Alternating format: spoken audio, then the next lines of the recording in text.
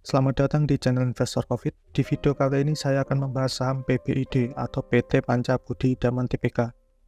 Mulai dari profil perusahaan, laporan keuangan terakhir, sampai valuasi harga sahamnya. Disclaimer dulu, video ini bukan untuk ajakan jual maupun beli suatu saham. Oke, langsung ke pembahasan. Yang pertama, profil perusahaan. PT Panca Budi Daman Tbk atau yang berkode saham PBID merupakan salah satu perusahaan yang bergerak di bidang produksi kemasan plastik di Indonesia.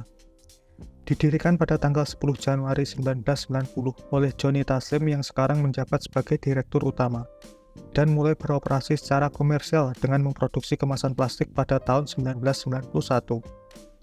PBID adalah perusahaan terpadu yang memproduksi dan mendistribusi barang kemasan plastik, dan mulai melakukan ekspor produk jadi kemasan plastik pada tahun 2006 melalui PT Polypack Indomayer. PBID melakukan IPO pada Desember 2017, dan di tahun 2018 melakukan ekspansi pabrik dengan mengakuisisi aset pabrik di Johor Bahru, Malaysia.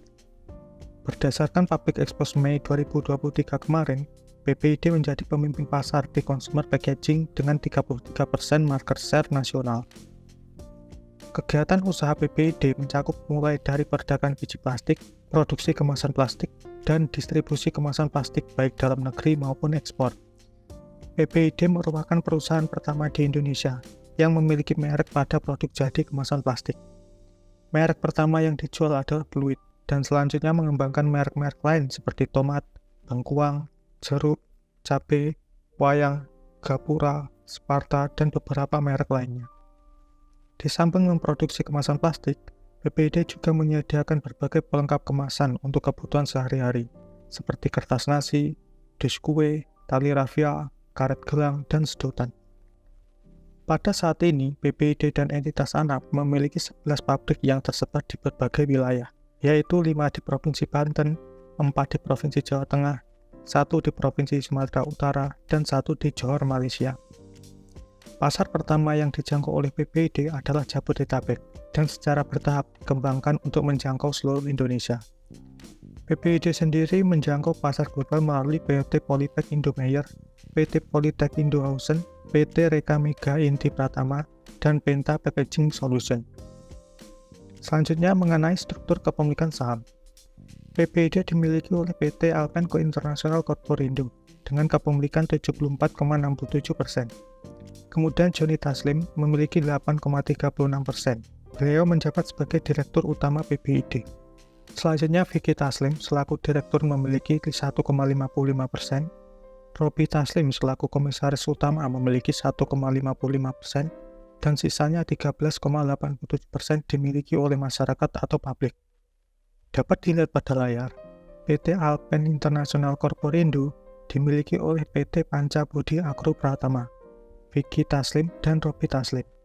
Kemudian PT Panca Budi Agro Pratama dimiliki oleh Joni Taslim, Vicky Taslim, dan Robi Taslim. Jadi dapat disimpulkan nih, pengendali PBID ini merupakan keluarga Taslim, dengan mayoritas dipegang oleh Bapak Joni Taslim. Saat ini PBID memiliki 5 anak usaha dengan kepemilikan langsung, dan 7 anak usaha dengan kepemilikan tidak langsung alias dimiliki oleh anak usahanya. Semua entitas anak usaha tersebut dimiliki PBID dengan persentase di atas 99%. Hanya PT Prima Bakti Pratama yang kepemilikannya 90%. Selanjutnya kinerja laporan keuangan kuartal 3 2023. Total aset PBID saat ini sebesar 2,95 triliun, turun 89 miliar atau 2,95% dari kuartal 4 2022. Pos terbesar aset PBID terletak pada aset tetap sebesar 1,09 triliun yang naik 28 miliar atau 2,71%.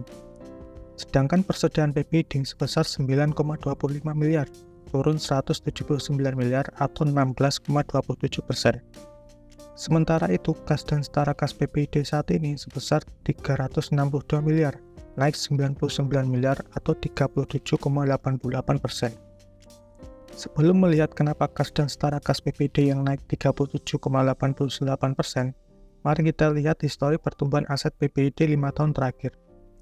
Dapat dilihat pada layar, grafik aset PBID meningkat tiap tahunnya, mulai dari 2018 sampai 2022. Hanya di tahun 2023, aset PBID menurun sedikit. Total aset PBID tahun 2018 sebesar 2,29 triliun dan sekarang sebesar 2,95 triliun. Jadi CAGR 2018 sampai kuartal 3 2023 adalah 4,27%. Selanjutnya mari kita analisa laporan arus kas PBID. Kas aktivitas operasi PBID sebesar 428 miliar, naik 321 miliar atau 301% dibandingkan periode yang sama tahun sebelumnya. Kas aktivitas operasi ini naik dikarenakan menurunnya pembayaran kepada pemasok, pembayaran beban operasional, dan pembayaran pajak penghasilan. Kemudian kas aktivitas investasi PBID minus 14,6 miliar. Walaupun menerima investasi jangka panjang sebesar 40 miliar, akan tetapi kas aktivitas investasi yang minus mayoritas disebabkan oleh perolehan aset tetap dan aset hak guna sebesar 52 miliar dan perolehan aset lain-lain sebesar 3,3 miliar. Selanjutnya, kas aktivitas pendanaan PBID minus 281 miliar. Kas aktivitas pendanaan ini minus mayoritas disebabkan oleh pembayaran utang bank jangka pendek dan pembayaran dividen. Walaupun di satu sisi PBID menambah lagi utang bank jangka pendek, akan tetapi jumlahnya tergolong lebih kecil dibandingkan melakukan pembayaran. Jadi, kas aktivitas pendanaan yang minus merupakan hal yang bagus, dikarenakan PBID lebih banyak melakukan pembayaran utang atau pinjaman dibandingkan menambah utang atau pinjaman lagi. Jadi, kas dan setara kas PBID yang naik dikarenakan meningkatnya kas aktivitas operasi, yang disebabkan oleh menurunnya pembayaran kepada pemasok, pembayaran beban operasional, dan pembayaran pajak penghasilan. Kemudian liabilitas PBID. Total liabilitas PBID saat ini sebesar 434 miliar, turun 159 miliar atau 26,87% dari kuartal 4 2022. Mari kita lihat kenapa liabilitas PBID ini bisa turun. Turunnya liabilitas PBID mayoritas disebabkan oleh turunnya pos utang bank jangka pendek sebesar 109,8 miliar atau 52% dari kuartal 4 2022. Yang semula 211 miliar menjadi 101 miliar.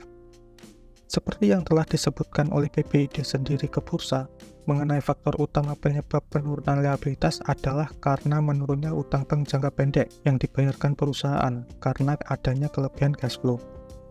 Faktor kedua yang mempengaruhi penurunan liabilitas PBID adalah turunnya utang usaha sebesar 34,9 miliar atau 24,54% dari kuartal 4 2022 yang semula 142 miliar menjadi 107 miliar. Jadi hal tersebutlah yang mempengaruhi turunnya liabilitas PBID. Walaupun di sisi lain terdapat kenaikan pada beberapa pos. Sementara itu, total ekuitas PBID saat ini sebesar 2,5 triliun. Naik 70 miliar atau 2,9% dari kuartal 4 2022. Ekuitas yang naik dikarenakan meningkatnya saldo laba. Mari kita lihat histori pertumbuhan ekuitas PBID. Dapat dilihat pada layar, grafik ekuitas PBID meningkat tiap tahunnya. Jumlah ekuitas PBID tahun 2018 sebesar 1,5 triliun dan sekarang sebesar 2,5 triliun. Jadi CAGR 2018 sampai kuartal 3 2023 adalah 8,73%. Selanjutnya penjualan dan laba PBID. Penjualan bersih PBID kuartal 3 2023 sebesar 3,5 triliun, turun 312 miliar atau 8,20% dibandingkan periode yang sama tahun sebelumnya. Sedangkan laba PBID kuartal 3 2023 sebesar 256 miliar. Laba ini turun 13 miliar atau 5,17%. Menurunnya laba bersih tentu disebabkan oleh menurunnya penjualan bersih PBID. Jadi mari kita lihat detail dari penjualan bersih PBID ini dari mana saja, dan kenapa penjualan bisa turun 312 miliar. Pada catatan kaki nomor 28 mengenai penjualan bersih PBID berdasarkan segmen geografis, pos penjualan lokal sebesar 3,43 triliun atau 98% dari total penjualan bersih kuartal 3 2023. Pos penjualan lokal ini turun 277 miliar atau 7,49% dibandingkan periode yang sama tahun sebelumnya. Sedangkan pos penjualan ekspor sebesar 70 miliar atau 2% dari total penjualan bersih.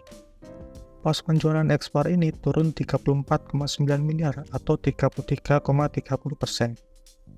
Kemudian berdasarkan jenis produk, Pos penjualan kemasan plastik sebesar 2,41 triliun atau 69,02% dari total penjualan bersih.